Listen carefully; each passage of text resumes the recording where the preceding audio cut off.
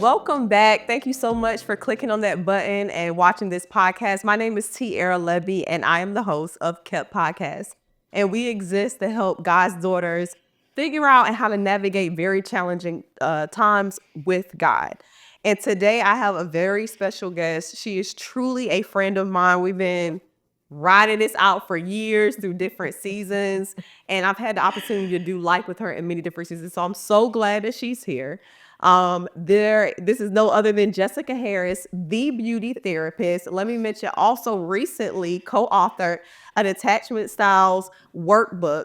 Yes. Welcome, Thank you Jessica for having me. Harris. I'm so excited to be here, and I'm just so proud of you. So we got to get into some good stuff today. Yes, girl. Because again, y'all, we have done a lot of life together. And so I know God has much wisdom to speak just because of different things that we've been through. So, Jessica, tell us a little bit about yourself. Yes. So, as Sarah said, Jessica Harris. I am the beauty therapist. So, what that is I have actually combined my passion for beauty and mental health together. So, I am a licensed psychotherapist, and I absolutely love what I do. So, how I became into that is I started working with kids with eating disorders, and it blossomed to working with adults and seeing the negative and severe body image that women really dealt with. And I mean, really, a lot of people deal with that and they don't even realize their negative relationship with their body and food. So that's what beauty therapy came out of. And yeah, and I'm helping transform people's lives left and right. It's been a wild ride. I will say that for my book, it is actually called Attachment Style Makeover. And I absolutely love helping people learn how to connect authentically. And like even the art of having conversations and being vulnerable and connecting in deeper ways. And people just having that emotional safety in relationships is huge. So that's why me and my therapist, Bessie Miranda Campbell, we created the workbook together. And guys, I have read it, and not only is it created, it is a Amazon bestseller. It is Yes. definitely like, I'll put the link in the description box. Go check that book out. Like, it's stuff that I'm learning that I didn't think I needed to touch on, but obviously I need to touch on. So again, thank you for coming, and we're going to jump right in, y'all. We're going to jump right in. So you know how we do it. When we have a special guest, I like to start the conversation off with a verse, and then we go from there. So the verse for Jessica was Psalm 147, verse 3. And this is a very common verse, but let's deep dive. It says, He heals the brokenhearted and binds up their wounds. So those of y'all that are like just listening in your car, tune in. Tune in. All right, Jessica. So although this verse is one of those verses that we are always talking about, he heals the brokenhearted. Like, so many people take that in different ways, right? What does that mean for you now? Yeah. So, oh my gosh, it means so many different things.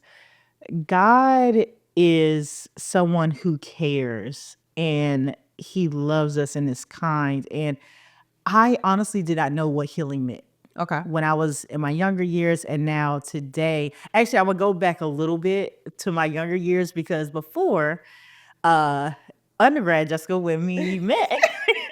Oh my God. Jessica. I mean, you all. So okay, give me a little backstory. I grew up small town, apostolic. The shouting, the hooping and holler, all those things. And I was like, okay, healing is instantaneous. Okay. Like you go to the altar and the Lord will wipe all your tears away and your problems. And I was like, okay, well, that's how healing happens. And as I went through life, and of course, when you're younger, it's a God get me through this test, like literally a school test that I didn't study for, or it may be that I'm dealing with a relationship or a friendship, or how do I navigate an argument I had with my parents. Whereas when you go through life, it becomes bigger things and more nuanced. And as I've not only become a therapist, but even going through my own healing journey, I began to learn that there's layers to this healing. It's like an onion, and God is literally peeling back all these different things from beliefs to how I see myself, to even thoughts about him, thoughts about other people. And I had to rectify with all these different layers, which brought more healing and understanding myself and became more at peace with myself in my life. Okay. Okay. Yeah. And I love how you mentioned healing is multi-layered. Um, I know, like, so I've had multiple miscarriages, right? And the first miscarriage that I had, I remember the first emotion was, okay, now that my body is starting to getting regulated, like my hormones are starting to get back normal. All right, I'm over this. But 6 months later, that thing snuck right back up. Not only did it sneak back up 6 months later, when I did get pregnant again, that same trauma from that first miscarriage came back up. So my first reaction to it was, okay, it's done with the circumstance is done. But I didn't realize that later on, because it was undealt with, it was unhealed. I thought that if I got pregnant again, all right, then it will make me it would allow me to be able to move forward regarding the loss of the first pregnancy, but it did not. And so can you speak to like the fact that there are layers to healing? So you might feel good today, or even you may have a certain degree of healing, but oftentimes like there are levels to it, especially depending on the trauma that has happened. Like what did that look like for you, having multiple degrees of healing in a season of pain for you? Yeah. Honestly, there's the good days and the bad days. Like it's healing is not linear as many people have probably seen on social media. There's ups and downs. There's a cycle of grief. So, I mean, from denial to disappointment, anger, to then you start feeling that joy. And it's like, okay, I'm having a good day. Like, I feel like I can overcome this. And then something may take you right back into that thought and that feeling. You might be triggered in some way. And for me and my experiences, it brought up a lot of not being good enough Okay. and a lot of, okay, I have to work for love in some way. And I remember telling my therapist, you know what, I always had this narrative, even when I went through grad school, of I'm not smart enough. And I didn't even realize it was, I don't feel like I'm smart enough to get someone to love me.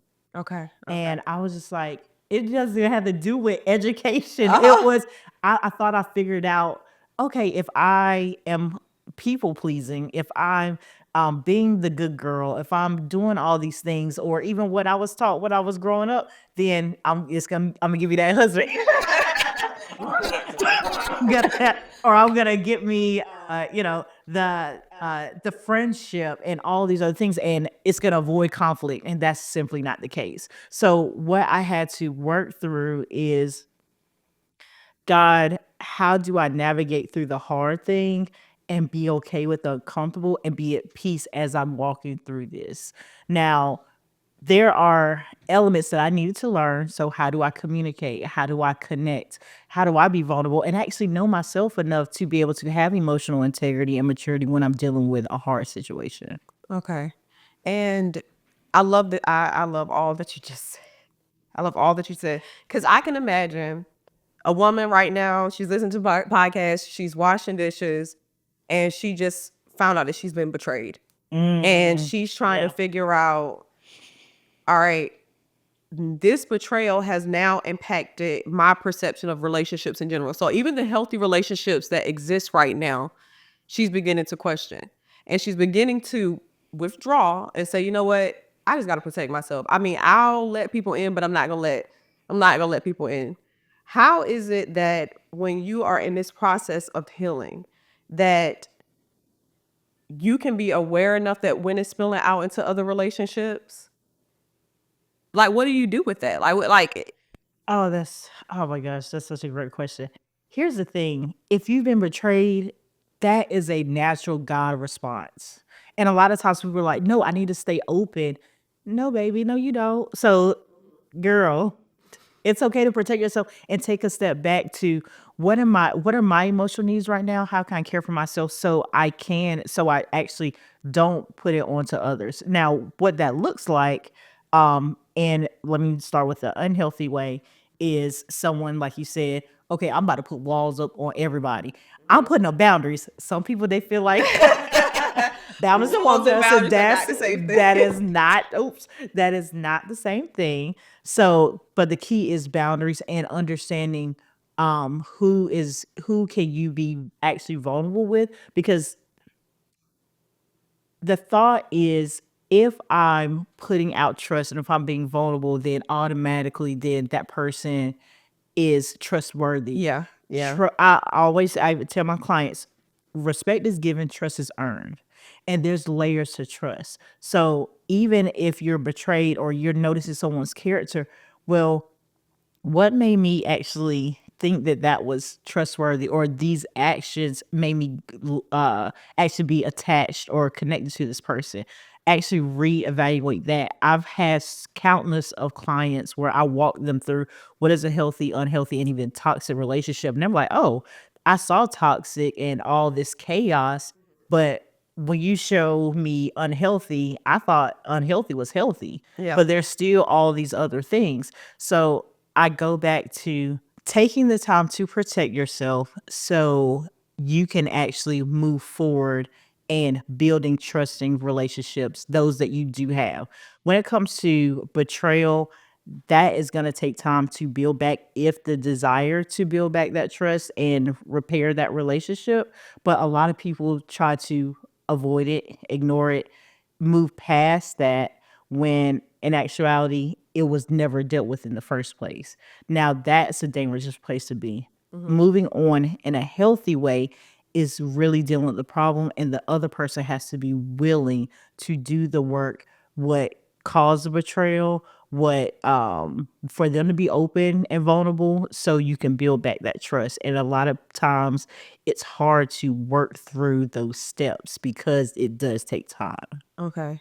So I can already hear my sister who's listening to this right now, and she's saying, look, I'm conflicted because in one thing I hear, protect yourself, but then I also know God says to forgive. Like those two, how do they coincide together? Especially with this verse, it says, he heals the brokenhearted and he binds up their wounds. We know as believer, forgiveness is a part of Absolutely. the Holy Spirit also healing and binding up our wounds. So how do those two things coexist with each other? Like one, protecting yourself or having boundaries, as well as I have been called to forgive. I have been called to release this person of a debt. How do they coexist? I love that you asked that. So let me actually give you an illustration of what that can look like. That looks like I'm taking the steps of forgiving, and I'm willing to have the conversations. I'm being open to being able to bring understanding, whether that's, if say this is a romantic relationship and a spouse, you're maybe going to therapy, or you are exploring how can you actually care for each other going through the healing process. So being open to that, but protecting yourself in a way of, okay, I'm understanding that this is a sensitive spot for me, and let me take this to God. And as you are going through this process, allowing yourself to give pieces before, not giving pieces prematurely. I'll say that. So maybe there's parts where you're not ready for it to be touched yet, but as you're going through your process, you being open to, now I can share this, now I can share that, as you're getting your own healing. Because even let me just take it back to my experience. So for example, had a relationship with a friend, wasn't you? Somebody else. Not this time. Maybe the next time. Not this time. Not That my relationship that my therapist knew all about, and I was really struggling, where I had to take a step back, because anytime I shared anything about myself professionally, it seemed like it was attacked in some way or like questioned. And I was like, hold on, what is this? So what I did was not share as much to protect myself. And I went to therapy and I prayed about it. And I was like, is there something in me that's going on? And I realized there was a thought or feeling that she was triggering when she would ask a question. She was trying to be helpful, did I come to realize. But it was more so of, I felt like she was saying I was incapable, or she was questioning my ability or my expertise. And I did take a step back of not sharing as much, but as I got more comfortable and was open to having the conversation with her, this actually hurt my feelings. Why did you do that? Or why did you ask that? And I began to understand her more. I began to share, this actually hurt, or give me understanding of what you meant by this. That actually rebuilt the relationship and trust. And we were able to set boundaries of, girl, that ain't helpful for right now. Actually, I just need your support and I need your encouragement when I'm trying new endeavors that I'm terrified of. And she didn't know. She was like, oh, I thought I was helpful. But no, that's actually not the case. So that's a small example of, I literally took the steps of protecting myself and setting a boundary, and even told her, that was a boundary. That's not helpful for me, but this is, and going forward in that. Does that make sense? Yes, it does. Yeah. So to the woman that's going through like just a tragedy right now, Mm-hmm. like her whole world has been completely turned upside down. How would you say, or how would you suggest that she do like this self-evaluation as to know when she's ready to maybe be able to speak to her offender, or to even be able to speak to God? Because sometimes for some women, there's a pause of like that initial trauma to being able to even Yeah. verbalize, hey, what was that? Right? Like, so how would you encourage her to be able to be vocal about what's going on internally? Like, what are some like practical steps that you would, like, if she was in yo came to a therapy session with you, how would you help encourage her to get from, this is a traumatic thing that just happened, whether it's a person, whether now I got my own issues with God because he's allowed it. How does she move from one place to another? Honestly, and this is a big question, so just bear with me. I'm gonna break it down. Is I ask my clients, the first thing is, when's the last time you felt safe? Okay. What does that mean to you? And honestly, sometimes they don't even know. They don't even know what that looked like. But it gives them, just asking that question. It's like, oh snap, when did I feel that? And I'm talking about emotional safety. When we grow up, parents are like, roof over your head, clothes in your back, food on the table, you good. And we thought, oh, well, I'm good. But realizing as we get older, oh, I actually have the house, I have this, I have that, but I still am in turmoil. It's because you don't feel emotional safety. Now, what I would suggest is actually taking time to write that out. Okay. Taking time to see what is comforting for you. That can be whether it's, it's not about like self-care, people throw that out, but it can be, okay, I'm gonna just listen to some worship music. It could be, I'm actually gonna get under a nice cozy blanket. That's my thing. I will get under my pink blanket real quick and twiddle my toes and have some hot chocolate, and that feels soothing for me. And that's the first step. I would say, as you're in that space of getting comfort and getting in a place where God can just hug you, because sometimes we just need that hug. Not, I don't know if when you've been in those really tough moments, there's not a word that can necessarily be said, but I just need comfort. I just need a hug. I just need someone to empathize with me, and giving yourself that self-compassion is the first step. And a lot of times we try to blow past that. Yes. We try to get advice. We try to, and I'm going to be honest, sometimes we even go to the word on what to do next. And you haven't given yourself that time to even care for yourself and allow God to just love you in that moment and in that heartache. So that will be honestly the first step that I would go to. And I think oftentimes we can just, I love how you said don't skip over that step, because it's in that step of like, I think it is also you coming to terms with your reality. That sometimes takes time. Yeah. It's not just like this situation happened, this pain entered my life, this trauma entered my life, and then the next day, let's move on. Sometimes it's like, okay, I haven't even embraced that this is my new reality. And to know that, like you said, God is kind. So even in that point where you are in this place of just trying to embrace that this happened, he is still right there being the good father, he's extremely, we underestimate God's empathy and Jesus's compassion, right? We see it all throughout the New Testament where he was led by compassion. He looked at them as sheep without a shepherd. Like all of these people that are hungry, they're following him, they're needing things from him. Like he is so compassionate. And so he knows that when we are wrecked, because he is our faithful high priest and he can sympathize towards our weakness, he knows that sometimes it takes a little bit of time. It takes a little bit of time of coming to terms and accepting the fact that this just happened, and or this is something that you're calling me to walk through. So ladies, give yourself permission to have that space. It's not just about jumping into healing. It's not just about how do I do the next best thing. Sometimes it is having a moment of like, whoa, that was a blow. Like that was heavy.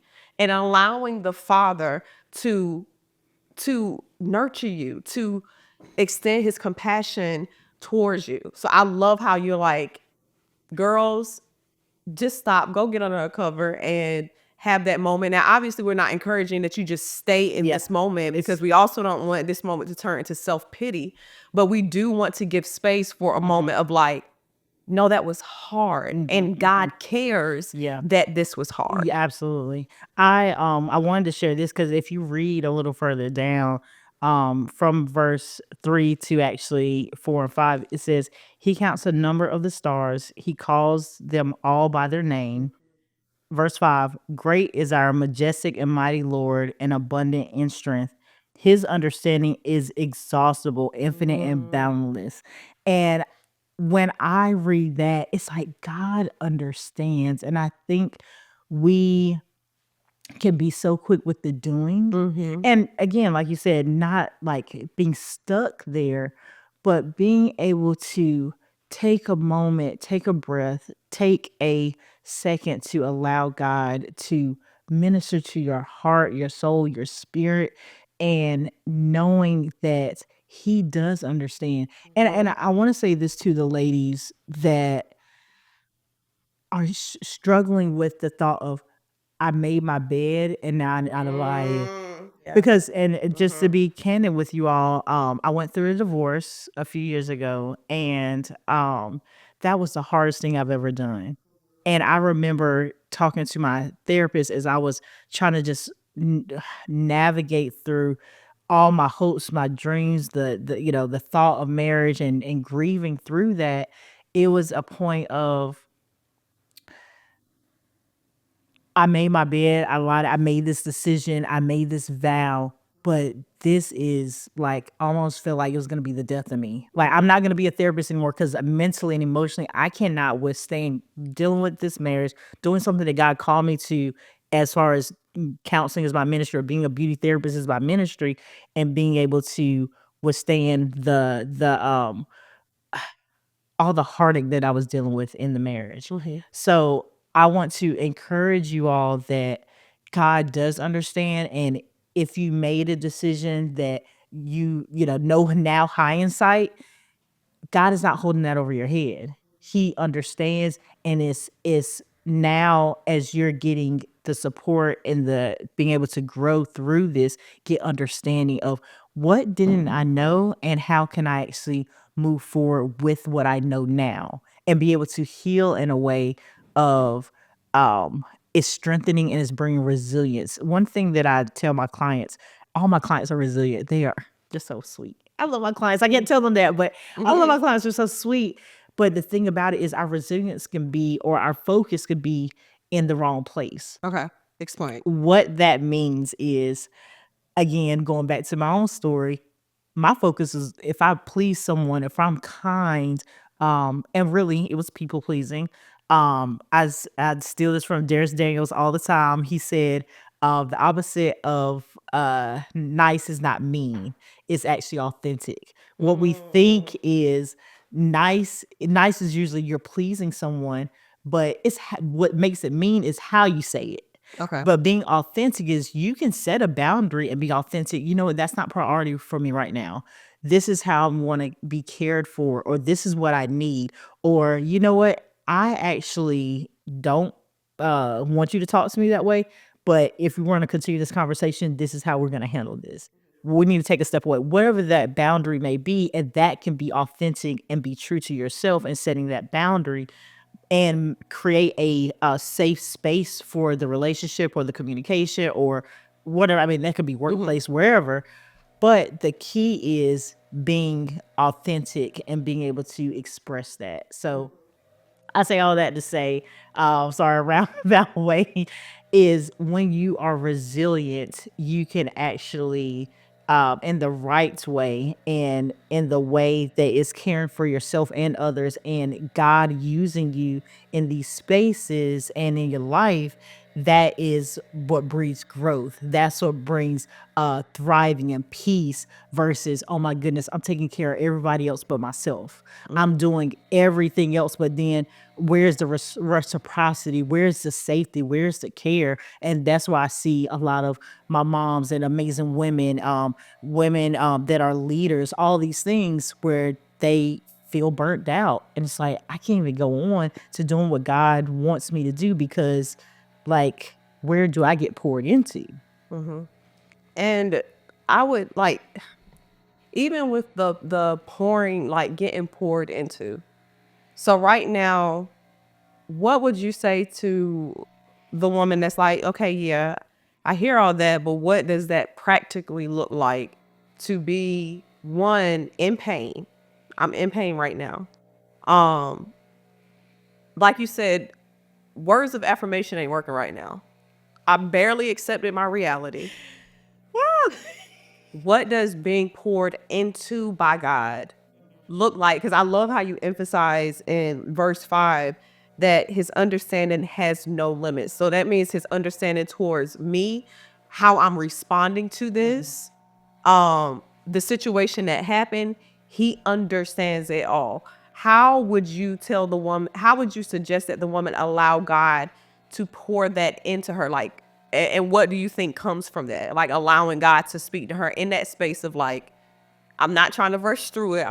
This is my reality, but I'm hurting right now. This is for the birds. So the Vegas one, The birds. so like, I'm done. I'm done.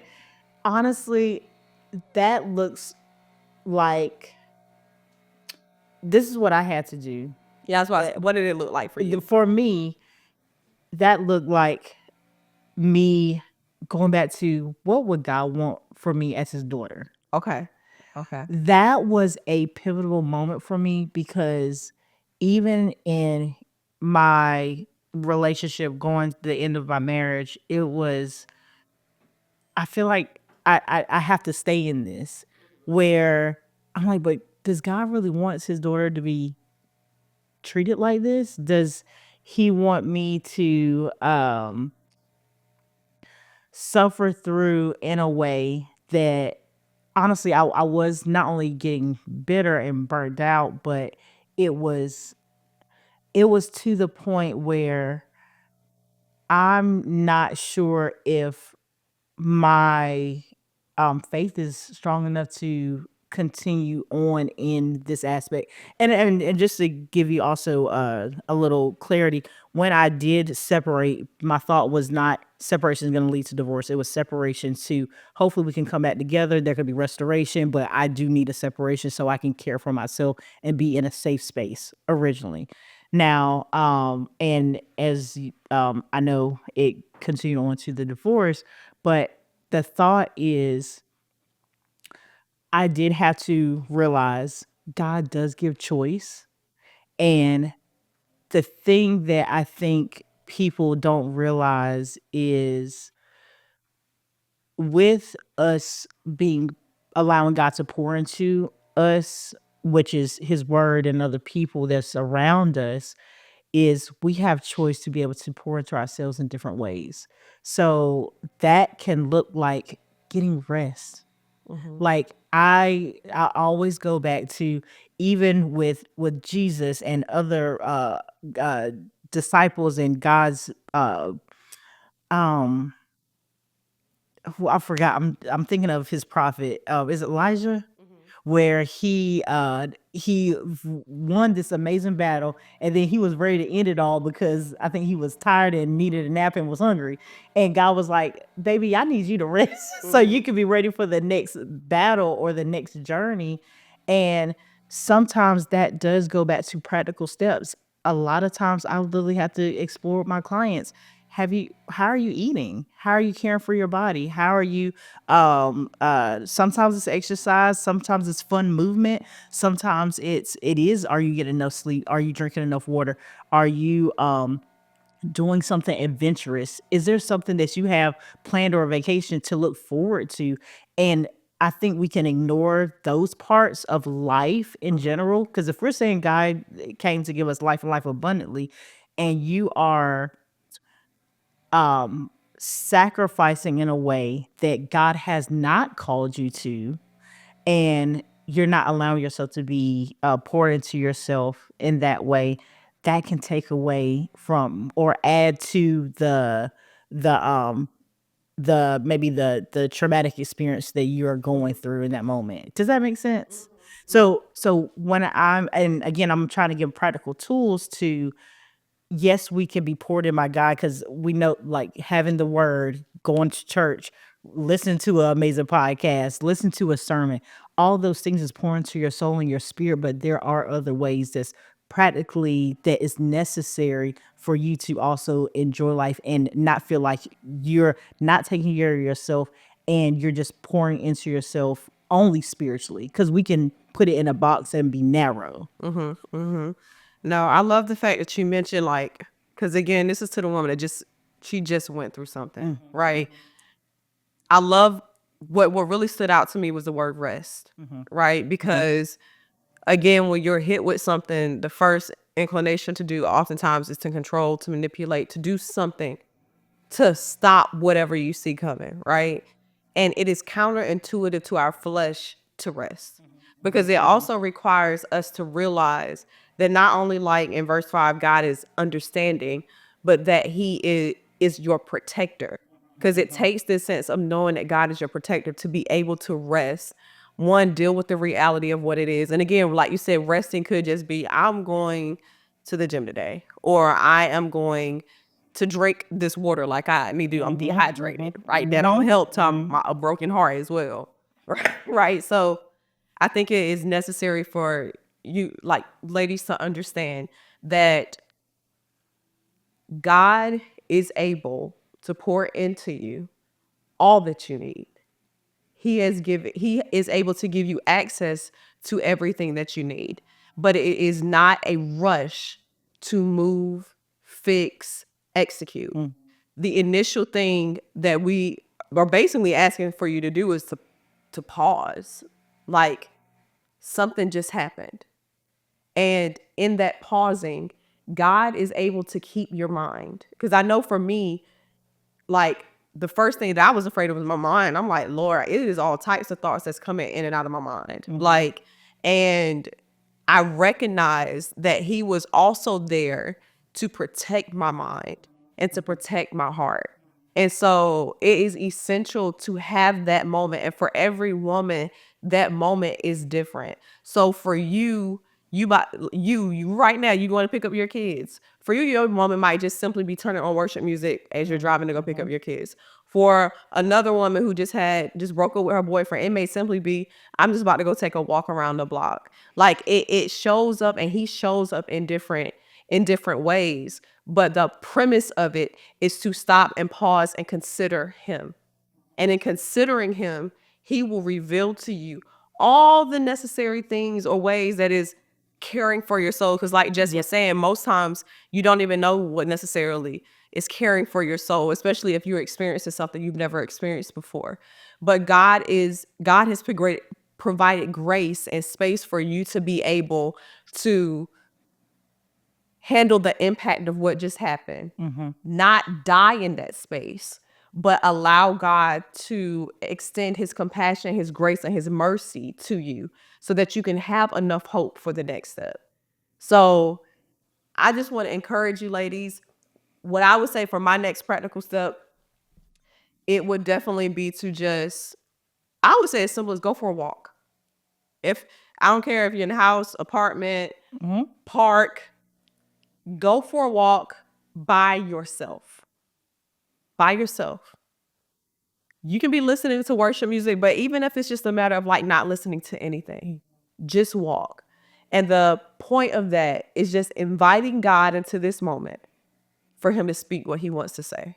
And know that whatever he has to say, it is going to be something that is going to pour into you so that you can see him rightly, see your circumstance rightly, and see yourself rightly. Yeah, the thing that came to my mind when you were sharing that is going back to God's protection, his provision, his guidance is allowing the space for God to speak and to be at peace with God is sharing with you.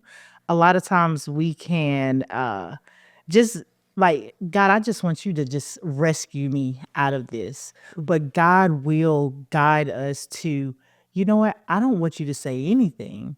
I want you to be still. I want you to just allow me to minister to your spirit. And sometimes that's hard to hear when there's chaos around you. So when I think about God's protection and him protecting my mind, I think about God speaking true to that little girl in me that would say, "Oh my goodness, I did everything right, but this still turned out wrong." And God is like, you didn't do anything wrong. This is a way for me to care for you in this moment now." And me just hearing that was so transformational for me because I don't want to do nothing wrong. Like, and then also the thought of if I do, then there's going to be punishment. But God is like, no, I care for you and things happen, but that doesn't mean that you are going to,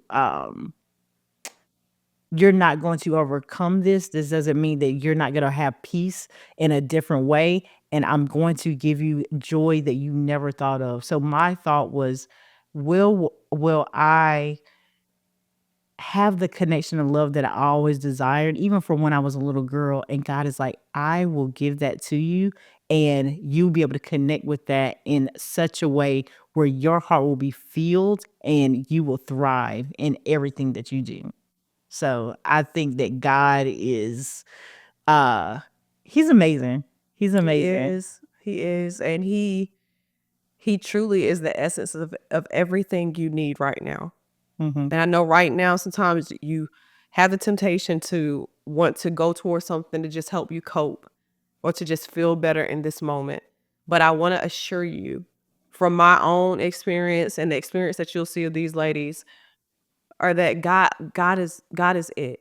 And he's all encompassing. So not just the prayer and the reading, but also the eating, the spending time with friends, like he is all encompassing. He is literally the essence of everything you need. And he will provide the avenues you need to be able to make the next step. And so thank you again, Jessica, for coming. Y'all, again, please go check out her book. Again, it's in the description box. You will not regret that buy. And if you are new here and you are not a subscriber, if you enjoy this conversation, I ask that you would subscribe or share this video to someone that you think would be a blessing to. The mission of this podcast is really to help support God's daughters going through a difficult time, because we have seen and we have tasted that he is good and that he is able. So thank you again so much for watching. I cannot wait to see you next time in the video. And until next time, be blessed.